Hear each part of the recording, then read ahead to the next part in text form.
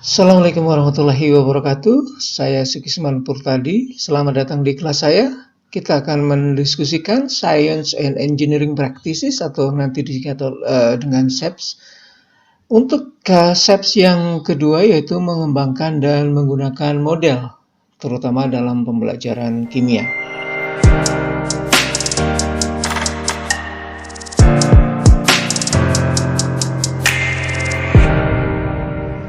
Apa yang akan kita diskusikan hari ini adalah yang pertama, mengapa praktek ini penting dan nanti akan dilanjutkan dengan deskripsi dan menjelaskan apa yang bukan merupakan model. Jadi kita akan mendiskusikan mengapa praktik model dan pemodelan ini menjadi sebuah praktik yang penting di dalam proses pembelajaran kimia, dan kita akan mendiskusikan apa sih yang sebenarnya itu model dan pemodelan, dan terutama kita juga ingin mendiskusikan sesuatu yang sering salah kita artikan sebagai model dan pemodelan di dalam apa yang bukan merupakan model, dan selanjutnya kita akan mendiskusikan bagaimana praktik menggunakan dan mengembangkan model ini di dalam kelas dan bagaimana membelajarkannya di dalam kelas. Kita mulai dengan yang pertama, mengapa praktek ini penting. Jadi kita akan mendiskusikan arti penting praktek ini untuk belajar sains. Mengapa praktek ini penting? Karena manusia dari lahir sebenarnya berusaha memahami dunia sekitarnya. Coba perhatikan video berikut ini. Dari sisi lucunya, semua orang melihat bahwa video ini lucu dan sesuatu yang menarik dan mungkin akan dilihat berulang-ulang, ditonton berulang-ulang ya. Video ini termasuk salah satu video yang lumayan viewernya banyak. Tetapi apa yang bisa kita peroleh dari video tersebut, kita hubungkan dengan model dan pemodelan. Mungkin Anda bisa memperhatikan lagi bagaimana kedua bayi ini saling berkomunikasi. Ini adalah sebuah cara mereka untuk sebenarnya mereka ingin mengetahui tentang dunianya, kemudian bagaimana orang dewasa menyampaikan maksudnya, gitu kan. Jadi mereka berkomunikasi dengan cara mereka yang mereka bangun sendiri ya. Mereka berusaha untuk menirukan kira-kira sebenarnya seperti ini yang dilakukan oleh orang dewasa. Perubahan mimik mereka, kemudian perubahan intonasi itu menghasilkan sesuatu yang lain. Itulah yang mereka gali di dalam logika mereka yang masih sederhana tentang dunia di sekitarnya, gitu ya. Jadi kalau Anda perhatikan bayi-bayi itu, mereka akan mulai berkomunikasi ketika mereka mulai nangis misalnya untuk menyatakan lapar gitu. Misalnya mereka nyenge gitu, ibunya sudah memberikan ASI gitu. Kemudian kalau ternyata ibunya belum, mereka akan meningkatkan intensitas nangisnya dan seterusnya seperti itu. Jadi mereka mulai belajar seberapa besar sih intensitas tangisan saya misalnya supaya bisa mendatangkan ibu saya ke samping saya gitu. Itu adalah proses bagaimana mereka mulai berpikir tentang ada sesuatu yang menyebabkan sesuatu yang lain. Ada sesuatu yang bisa bekerja karena kita melakukan pada suatu bagian sistem. Jadi mereka sudah mulai belajar sistem, walaupun dalam tanda kutip bukan definisi sistem yang secara ideal, secara akademis sistem adalah tidak seperti itu, tetapi secara sederhana mereka mulai belajar sistem. Ada sesuatu yang dia ubah, ada satu komponen yang dia ubah, kemudian komponen ini akan berinteraksi, dan bagaimana hasil interaksi ini terjadi dan bagaimana hasil dari proses tersebut. Atau dia juga bisa belajar bahwa sebuah fenomena itu muncul, kita semuanya, bukan hanya bayi, tapi kita semuanya kita akan melihat bagaimana suatu fenomena itu muncul disebabkan oleh sesuatu yang lain. Kita selalu bisa mendapati hal-hal yang semacam itu. Dan kita akan senang jika kita bisa menyampaikan prediksi dan kemudian prediksinya ini berhasil. Jadi kalau misalnya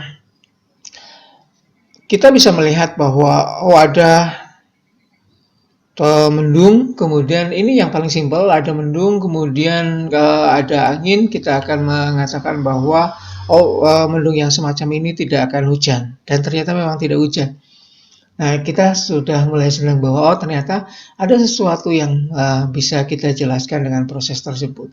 Mungkin ada sesuatu yang lebih jauh dari itu, yang buku sifatnya bukan prediksi tetapi lebih ke ramalan, misalnya ada di langit malam ada lintang kemukus atau lintang bintang yang berasap gitu. Akan terjadi pagebluk tahu ya, pandemi yang menyebabkan banyak kematian di suatu daerah gitu. Nah, ternyata betul, tetapi itu bukan sebuah prediksi. Tetapi proses semacam ini juga terjadi pada semua di kita. Baik bagaimana memahami alam ini dengan gaya ramalan maupun dengan gaya prediksi, akan tetapi semuanya menghasilkan suatu pola, atau kita bisa membuat sebuah pola dari fenomena-fenomena yang kita lihat di dalam kehidupan kita atau di alam kita, di alam sekitar kita. Ya, kita sering menemukan pola-pola yang semacam ini. Pola-pola yang semacam ini ada yang sebab akibat, ada yang sesuatu menyebabkan yang lain, itu sebab akibat juga ya. Sesuatu terpengaruh merupakan hasil dari pengaruh yang lain dan sebagainya. Jadi berbagai macam hubungan atau korelasi antara satu bagian sistem dengan yang lainnya. Dan kemudian mungkin kalau yang polanya sangat rumit, kita menganggapnya sebagai sebuah ramalan gitu ya, atau mungkin yang bisa dijelaskan dengan dalam tanda kutip secara ilmiah, kita menyebutnya sebagai sebuah prediksi. Tetapi apapun itu, sebenarnya tujuan dari bagaimana kita memahami dunia kita dan kemudian melihat pola-pola ini adalah untuk memahami dunia untuk kehidupan yang lebih baik. Jadi seperti misalnya para petani zaman dahulu akan melihat apakah lintang Woluku, tahu ya, bintang biduk sudah muncul atau tidak, kapan mereka akan mulai menanam padi, dan kemudian kapan mereka harus berhenti karena mungkin kemaraunya akan lebih panjang, kemudian kemaraunya akan pendek dan sebagainya. Itu adalah bagian-bagian yang mereka peroleh setelah mereka mengamati setiap pola yang ada di dalam kehidupan sehari-hari mereka untuk proses kehidupan. Jadi kehidupannya akan menjadi lebih baik harapannya.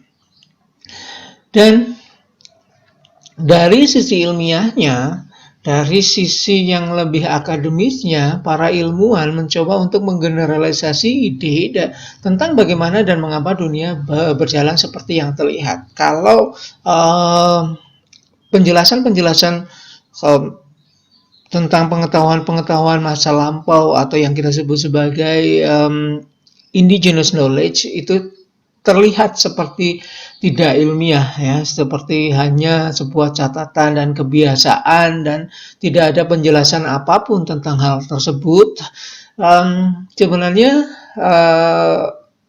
mungkin hanya karena hal tersebut tidak diselidiki dengan tata cara atau metode-metode ilmiah saja, sebenarnya seperti itu. Nah, yang terjadi di dalam dunia akademis adalah para ilmuwan mencoba untuk melihat fenomena-fenomena tertentu itu sebenarnya apa dan bagaimana dan mengapa hal itu terjadi. Anda sudah sangat hafal mungkin tentang bagaimana Isaac Newton menjelaskan konsep gravitasi misalnya. Dia melihat bahwa benda-benda itu selalu jatuh ke tanah gitu ya. Mengapa tidak jatuh menyamping atau mungkin ke atas gitu dan sebagainya, sesuatu fenomena yang bagi orang lain merupakan sesuatu yang biasa, umum dan tidak dipertanyakan, tetapi bagi Isaac Newton ini sesuatu yang harus digali mengapa hal tersebut ada, dan penjelasan-penjelasannya kemudian ini yang kita sebut sebagai hasil-hasil dari kerja-kerja para ilmuwan, kita sebut sebagai ilmu, ya. Oleh karena itu, sebenarnya ada hubungan antara naluri kita secara alami dengan dunia ilmiah. Jadi, kita sebenarnya dibekali oleh naluri alami tentang kemarin kita sudah berbicara tentang bertanya. Kita sudah mendiskusikan bahwa sebenarnya kita dibekali juga tentang hal yang penting, yaitu pemikiran kritis, tentang selalu bertanya, tentang curiosity, tentang rasa ingin tahu bahwa ada segala sesuatu yang di sekitar kita yang harus kita pertanyakan. Bukan pertanyakan, mungkin kita perlu gali di dalamnya ada apa. Dan itu adalah cikal bakal dari proses belajar. Nah, setelah bertanya, kita sebenarnya tidak berhenti di situ, akan tetapi kita mencoba untuk menjawab pertanyaan itu sendiri dengan apa yang kita sebut sebagai tadi ada prediksi, ada ramalan. Kemudian kita juga bisa melakukan sesuatu yang sederhana, yaitu berhipotesis secara sederhana untuk menjawab pertanyaan-pertanyaan yang disampaikan tadi. Seperti misalnya pertanyaan yang disampaikan oleh Isaac Newton, ada apa dengan bumi? Mengapa setiap benda itu jatuhnya mengarah ke pusat bumi? Nah, seperti itu misalnya. Kemudian dia mencoba berhipotesis, jawabannya apa sih sebenarnya? Ada sesuatu yang mestinya ada sesuatu yang menarik. Jadi menarik bukan interesting, ya, tetapi menarik dalam arti pull gitu. Nah, kita juga sering bertanya tentang segala sesuatu dan kita mencoba untuk menjelaskan sendiri gitu. Misalnya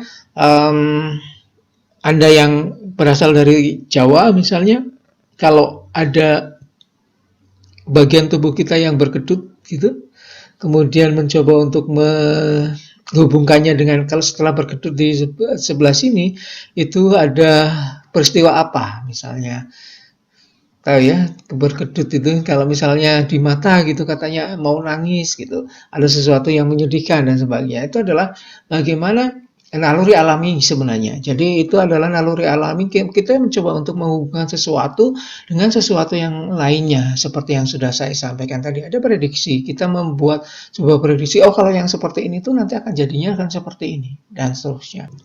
Dari peristiwa tadi kita bisa melihat bahwa naluri alami kita mencoba untuk mencari sesuatu yang berguna untuk kehidupan kita, kemudian menjawab tantangan masalah kita sendiri sebenarnya, dan kemudian kita menemukannya, kemudian kita akan melihat sesuatu yang berhubungan dengan fenomena-fenomena tersebut.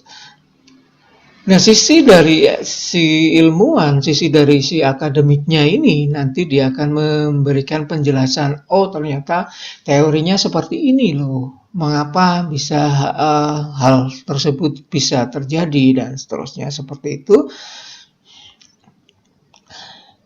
Disinilah peran kita sebenarnya menyampaikan pada peserta didik kita bahwa kita perlu memahami sebuah sistem dan bagaimana interaksinya untuk menjelaskan sebuah fenomena yang ada di dalam kehidupan sehari-hari kita. Ingat ya, jadi tujuan dari proses pembelajaran sains itu bukan hanya menyampaikan fakta-fakta tentang sains, fakta-fakta tentang kimia, definisi-definisi, hukum-hukum dan teori, bukan itu tujuannya sebenarnya, tetapi bagaimana kita bisa menjelaskan sistem, bagaimana kita bisa menjelaskan fenomena yang kita temui menjadi sebuah sistem, dan bagaimana konsep-konsep itu saling berinteraksi untuk menjelaskan fenomena yang ada di dalamnya.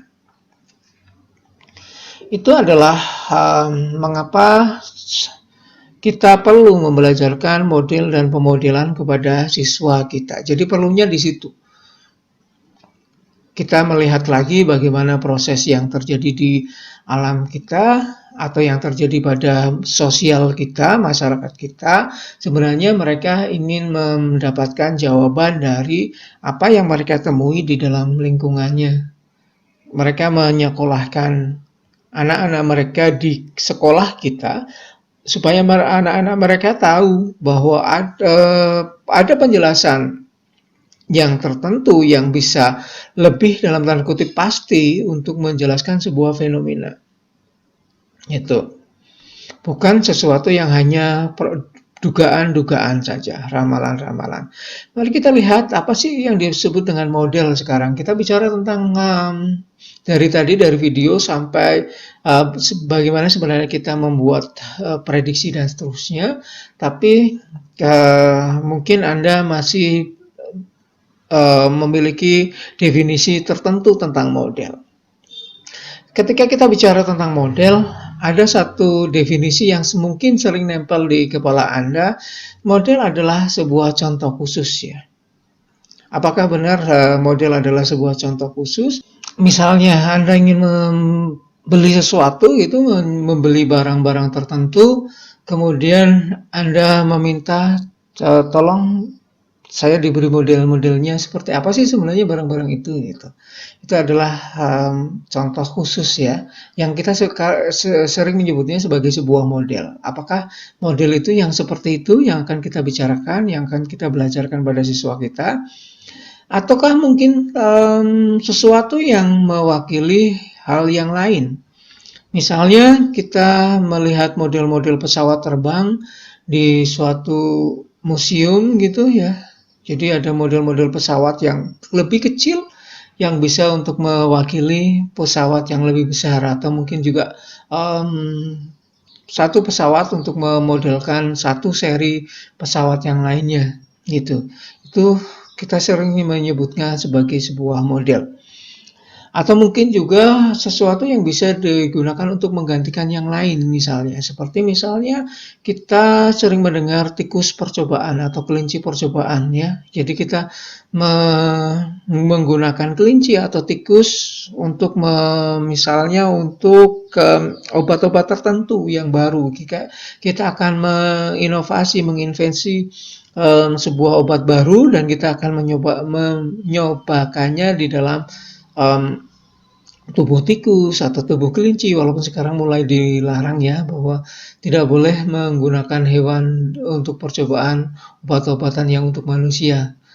Tapi apakah kalau tidak dengan hewan, apakah harus dengan manusia? Itu sesuatu yang juga masih menjadi pemikiran kita. Ya, tetapi yang kita ingin bicarakan adalah sesuatu yang mewakili hal yang lain. Apakah ini yang disebut sebagai model? Itu. Definisinya seperti ini.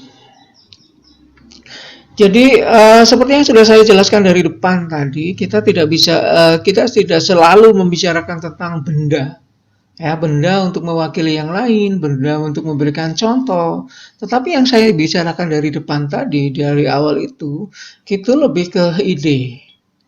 Ya, jadi titik tekan dari model itu bukan pada bendanya, tetapi bagaimana ide yang diperoleh dari benda tersebut, atau mungkin tidak ada bendanya juga tidak apa-apa.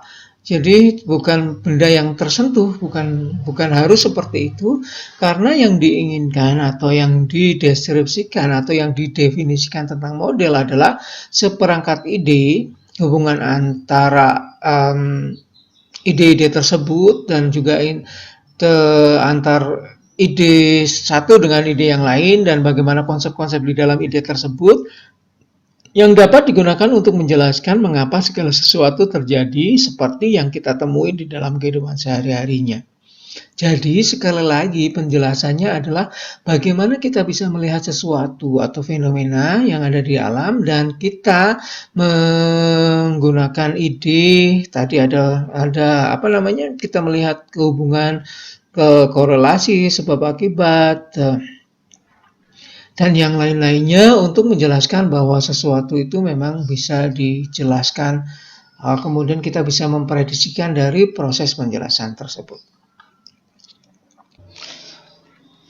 Model itu bisa, yang pertama kita bisa melihat atau kita bisa mendeskripsikan dan mendefinisikan model itu tergantung bagaimana model itu dilihat atau digunakan ya. Bagaimana model itu digunakan. Kita kadang-kadang tidak bisa menyatakan bahwa ini model atau bukan. Jadi suatu benda itu bisa dikatakan sebagai sebuah model atau bukan model tergantung bagaimana hal tersebut bisa digunakan. Contoh, kalau Anda membelajarkan tentang laju reaksi dan kemudian Anda bicara tentang tumbukan ya, tumbukan yang terjadi pada beberapa apa namanya benda, misalnya Anda yang sering sekali digunakan adalah bagaimana tabrakan yang terjadi antara dua mobil, tiga mobil atau tiga kendaraan dan sebagainya bisa mengakibatkan maksud saya adalah bagaimana akibatnya terhadap hasil tabrakan tersebut. Nah, ketika Anda bicara tentang uh, tumbukan tersebut, apakah Anda akan menggunakan tujuannya adalah bahwa siswa dapat menjelaskan tentang teori tumbukan atau mengetahui fakta tentang teori tumbukan, ataukah siswa dapat menjelaskan bagaimana laju itu bisa terjadi, bahwa sesuatu itu bisa berlangsung cepat, ada yang bisa berlangsung lambat dengan menggunakan model tersebut.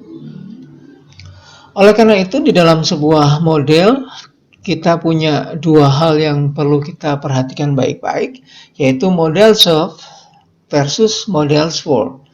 Jadi model dari sesuatu dengan model untuk sesuatu.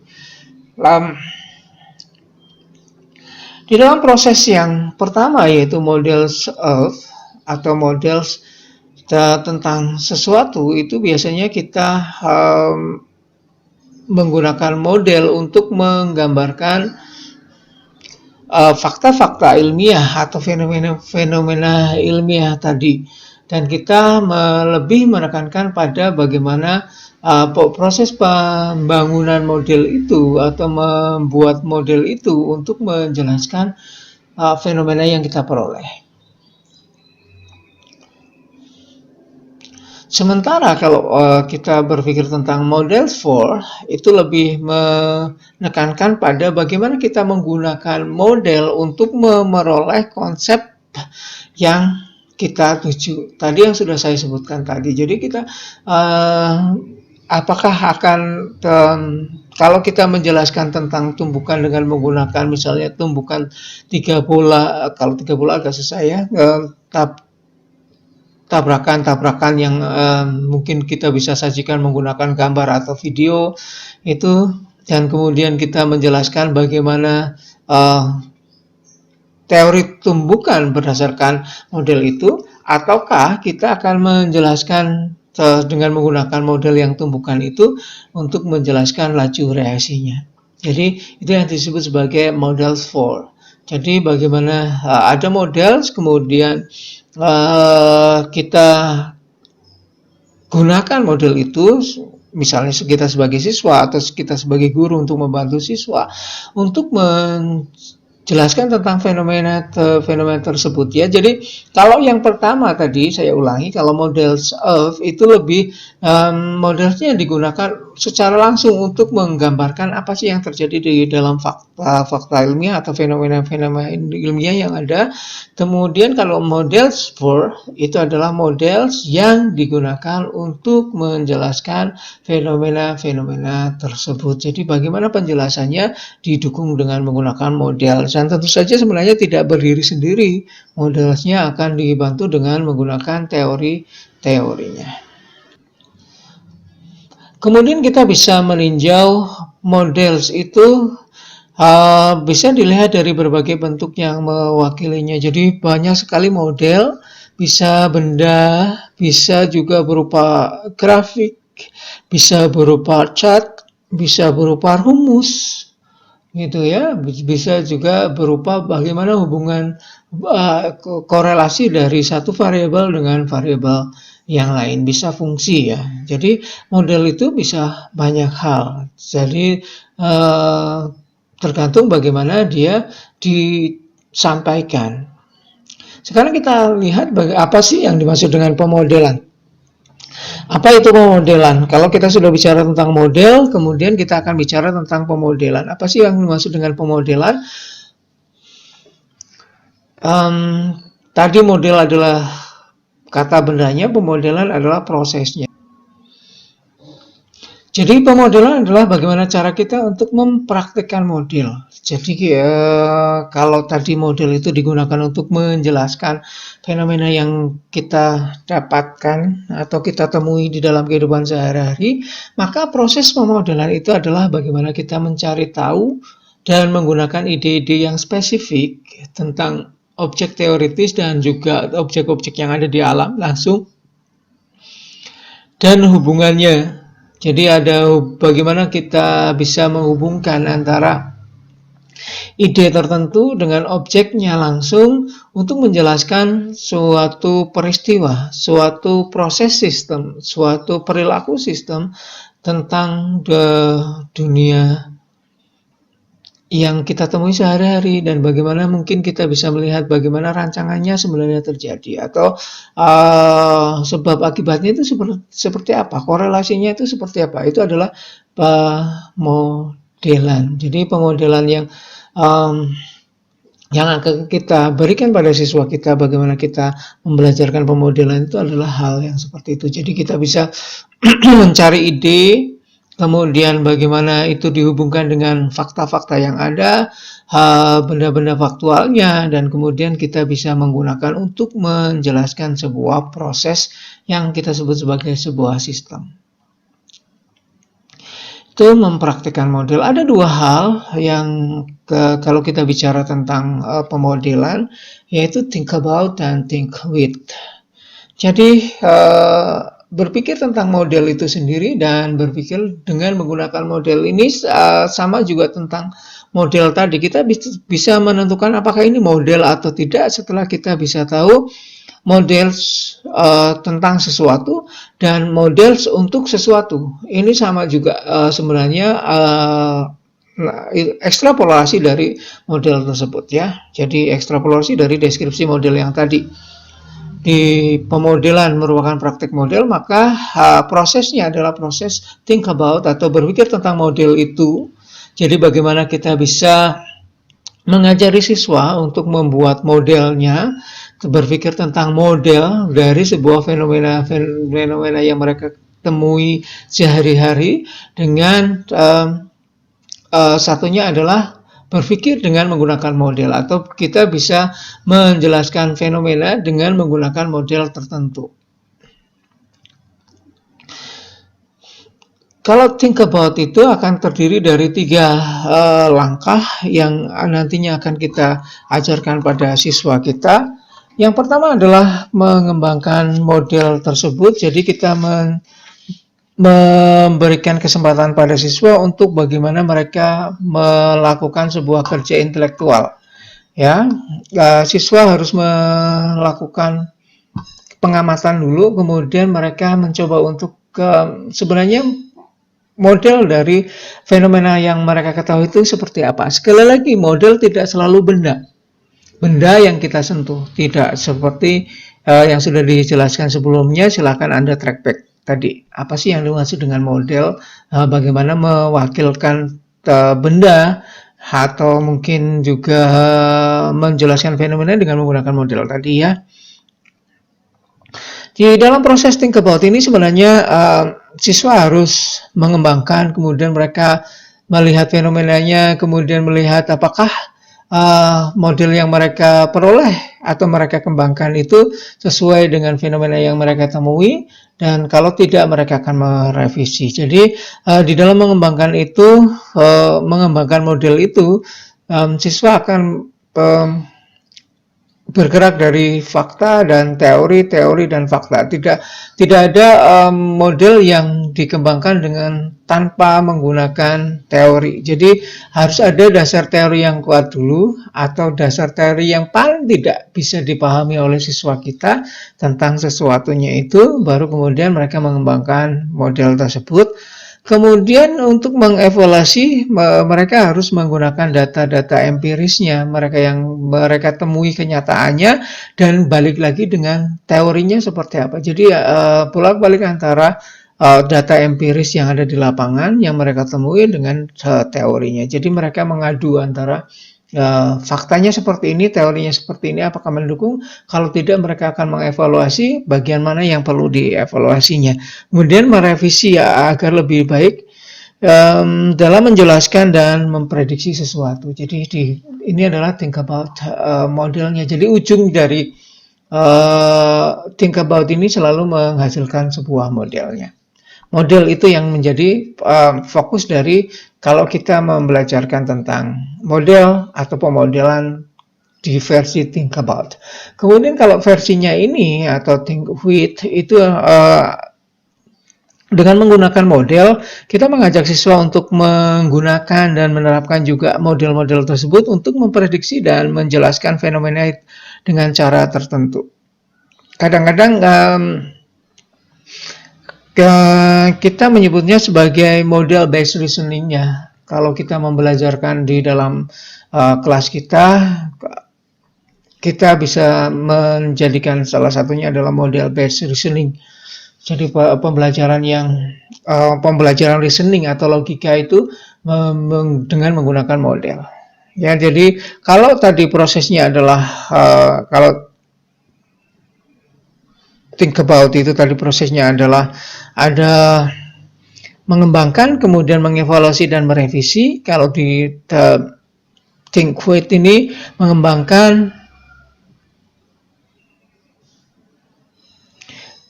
kemudian menguji dan kemudian merevisi, itu ada di dalam proses pembelajarannya, model based reasoning. Jadi bagaimana kita bisa menjelaskan sebuah fenomena dengan menggunakan model-model yang ada. Jadi bagaimana kita mengembangkan penjelasan kita, kemudian merevisi penjelasan kita, itu dengan menggunakan model. Itu artinya kita sedang mengembangkan dan membelajarkan pengembangan dan penerapan model dan pemodelan itu dari sisi think with.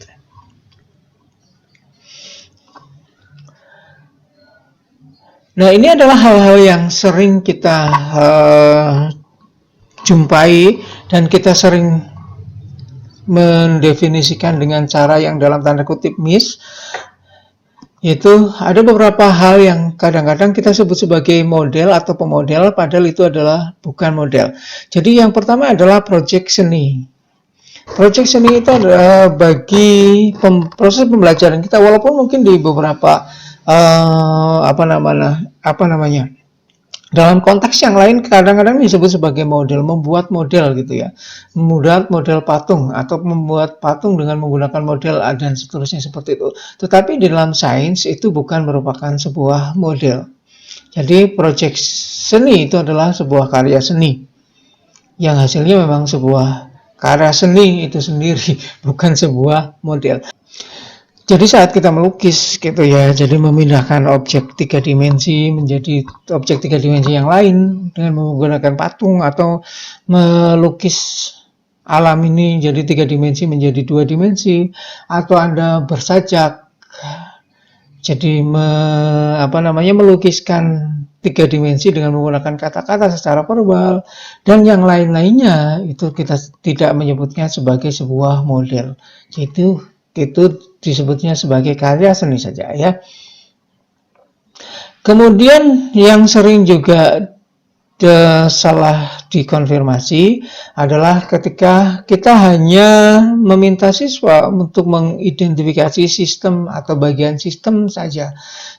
Misalnya tadi tentang apa yang terjadi dengan tumbukan tadi. Itu. Jadi tentang bahwa tumbukan itu terjadi seperti ini, ada lenting sempurna, ada tidak lenting sama sekali, dan seterusnya seperti itu. Ketika kita bicara hanya pada titik itu, maka kita hanya merepresentasikan dan kita meminta siswa untuk mengulangi representasi tadi, maka itu juga bukan merupakan model. Jadi ketika itu tidak diaplikasikan kepada yang lainnya, bagaimana dengan faktanya, bagaimana dengan teorinya, maka itu kita sebut sebagai representasi saja. Representasi itu tidak memunculkan sebuah model. Kemudian simulasi komputer. Loh, mengapa simulasi komputer bukan merupakan sebuah model? Jadi ada simulasi komputer yang juga bisa merupakan model dan juga ada simulasi komputer yang tidak merupakan model. Kalau simulasi yang disebut sebagai bukan model itu kalau hanya untuk melihat informasi saja, bukan sebuah mekanismenya. Kalau kita hanya menunjukkan dengan menggunakan video, kemudian simulasi komputernya ini loh kalau NaOH, kemudian ditambahkan dengan menggunakan air, ada ledakan, ada simulasi komputernya. Maka itu bukan disebut sebagai sebuah model. Kenapa? Karena siswa tidak mencoba untuk menggunakannya, untuk menjelaskannya, kemudian mereka juga tidak mengutak-atiknya, mereka tidak menemukan korelasi antar satu dengan yang lainnya, mereka tidak memunculkan sebuah sistem, mereka tidak memunculkan sebuah hubungan atau korelasi satu variabel dengan variabel yang lainnya, maka simulasi komputer yang semacam ini kita tidak menyebutnya sebagai sebuah model. Lalu bagaimana model yang ada di dalam kelas? Bagaimana sih seperti penampakan kalau model itu di dalam kelas? Ada rentang waktu tertentu sebenarnya di dalam pemodelan itu. Kita tidak bisa membuat sebuah pemodelan itu hanya 15 menit, misalnya 45 menit gitu. Tidak mungkin kita bisa membuat model, apalagi siswa kita minta untuk kita tampilkan fenomenanya 5 menit, kemudian mereka mencoba untuk membuat hubungan variabelnya hanya dalam waktu 15 menit, atau secara total kita membicarakan model dan pemodelan itu 45 menit. Itu adalah sesuatu yang tidak mungkin, tetapi kadang-kadang ini yang dilakukan oleh kita di lapangan supaya menunjukkan bahwa kita berhasil dengan model dan pemodelan. Jadi tujuannya sekali lagi bukan itu. Tujuannya adalah bagaimana memang siswa itu benar-benar bisa menciptakan model dan pemodelannya. Dan itu sebenarnya memiliki syarat waktu yang lumayan panjang. Mungkin sekitar 2-3 kali pertemuan atau 3-4 minggu baru kemudian mereka bisa bisa memunculkan model yang sudah direvisi. Kemudian di dalam kelas juga kita harus selalu menghubungkan antara fenomena dengan pertanyaan yang jelas. Jadi pertanyaannya yang lalu kita sudah meminta siswa kita untuk membuat pertanyaan dan kemudian kita menghubungkannya dengan fenomena. Sebuah pertanyaan yang jelas akan mendapatkan jawaban yang jelas juga. Sebuah pertanyaan yang investigable kemarin kita memintanya ada hubungan antara variabel. Di dalam hubungan antar variabel itu sebenarnya kita sudah menciptakan model itu untuk membuat penjelasan. Oleh karena itu, bagaimana kita menghubungkan fenomena dan pertanyaan tadi harus selalu kita lakukan. Jadi, bolak-balik antara fenomena dengan pertanyaan kita. Kemudian model dan pemodelan itu juga tidak bisa berdiri sendiri. Sekali lagi, praktik-praktik ini yang nantinya saya akan menjelaskan sampai 8 praktik ini sebenarnya tidak dilakukan secara terpisah-pisah atau sendiri-sendiri. Setelah pertanyaan masuk model gitu. Setelah model kita akan merencanakan dan seterusnya. Jadi nanti semuanya akan saling berinteraksi dengan cara yang seperti ini. Jadi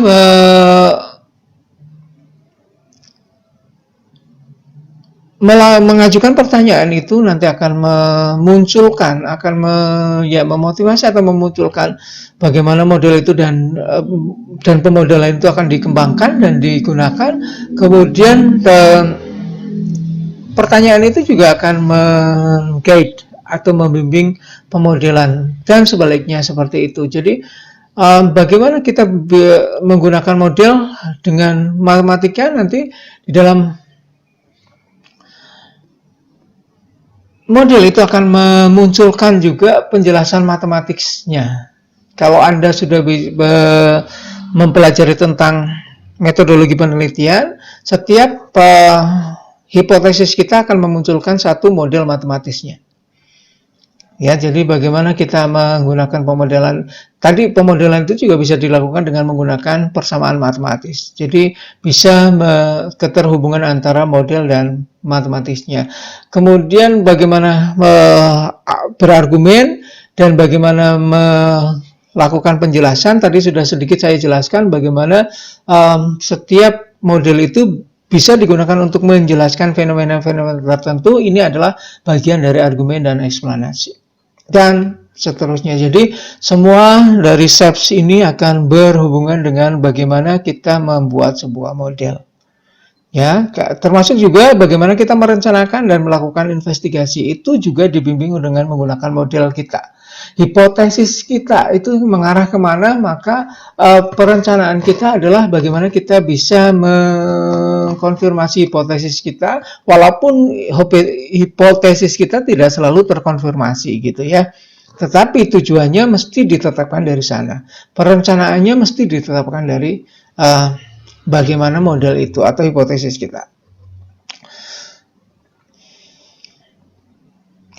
Yang terakhir adalah di dalam kelas itu ada selalu kita jelaskan pada siswa adalah ada bagian-bagian proses sosial yang terjadi di dalam model dan pemodelan. Model dan pemodelan itu biasanya tidak muncul dengan sendirinya. Jadi kita meminta siswa, membiasakan siswa untuk saling berdiskusi tentang segala sesuatunya untuk memunculkan hipotesisnya atau modelnya tadi. Ya, jadi kita tidak menekankan bahwa model itu harus muncul secara individu bagi siswa, tidak. Tetapi bagaimana mereka bisa saling berinteraksi, saling bertukar teori, saling bertukar fakta, dan juga pengalaman mereka untuk memunculkan sebuah model. Kemudian bagaimana sih sebenarnya kita harus membelajarkan siswa kita tentang model dan pemodelan ini? Ada beberapa hal yang perlu diperhatikan. Yang pertama adalah kalau kita akan melakukan pembelajaran pada siswa kita, yang pertama adalah fokus pada fenomena dan data kita. Jadi kita harus selalu memfokuskan siswa kita bahwa segala sesuatu itu harus didasarkan data, didasarkan pada fenomena. Kita ingin menjelaskan sebuah fenomena, bukan menghayalkan fenomena. Jadi kita harus menjelaskan tentang data tersebut. Kemudian kita juga harus memberikan kesempatan untuk pada siswa untuk mengembangkan pertanyaan yang mendorong pada sebuah model. Sebelumnya kita sudah membicarakan tentang bagaimana sih membuat sebuah pertanyaan yang baik. Walaupun SEPS ini harus diajarkan total semuanya, tetapi kita mungkin akan membelajarkannya satu persatu untuk memberikan penekanan satu persatu pada siswa kita supaya mereka dalam tanda kutip terampil untuk melakukan praktek-praktek ini ya. Kita membiasakan dulu pertanyaan, mereka bertanya dengan baik dulu, yang pertanyaan yang investigable. Bagaimana caranya supaya mendapatkan pertanyaan yang investigable? Silahkan buka lagi video yang kemarin. Nah, di proses pembelajaran model dan pemodelan ini, bagaimana siswa bisa mendapatkan pertanyaan yang investigable ini juga merupakan hal yang harus menjadi dasar sebelum kita melanjutkan pemodelan. Kemudian libatkan siswa semuanya di dalam siklus pemodelan secara keseluruhan. Siklus pemodelan tadi apa saja? Ada kita mengembangkan terlebih dahulu, kemudian kita mengevaluasinya dan juga merevisinya. Jadi proses itu selalu diberikan pada siswa supaya mereka terlibat secara langsung. Kemudian meminta siswa untuk menggunakan model dan dalam menjelaskan fenomena. Tadi hipotesis mereka ada modelnya Dan kemudian mereka harus menggunakan model yang mereka ajukan untuk menjelaskan fenomenanya. Mengapa kita mengharuskan? Jadi kita tidak harus, sebaiknya kita tidak memberikan penjelasan yang pasti dulu, supaya mereka tahu bahwa ada proses revisi model. Jadi semua penjelasan di dunia ini sebenarnya, termasuk juga penjelasan ilmiah, itu sebenarnya tidak sekali jadi. Supaya mereka tahu bahwa teori itu juga tidak sekali jadi. Bahkan teori itu nantinya juga bisa direvisi di belakang. Jadi mereka akan terbiasa untuk, ternyata setelah melihat fenomena semacam ini, model-model mereka harus direvisi. Jadi mereka harus menggunakan model mereka untuk menjelaskan fenomena. Dan yang terakhir adalah melibatkan siswa kita dalam proses sosial pemodelan. Tadi ada komunikasi dengan temannya, ada komunikasi dengan bukunya, ada komunikasi dengan sumber-sumber literatur, juga termasuk jangan lupa bahwa guru tidak diam di depan, tetapi guru harus berinteraksi dengan siswa, baik individual maupun secara keseluruhan di dalam kelas, supaya ada komunikasi bahwa pemodelan itu adalah sebuah proses. Oke, terima kasih. Itu yang bisa saya sampaikan tentang pemodelan. Jika masih ada pertanyaan, silakan sampaikan pertanyaan Anda di dalam grup WhatsApp atau di LMS. Tetap semangat belajar. Terima kasih. Saya akhiri. Assalamualaikum warahmatullahi wabarakatuh.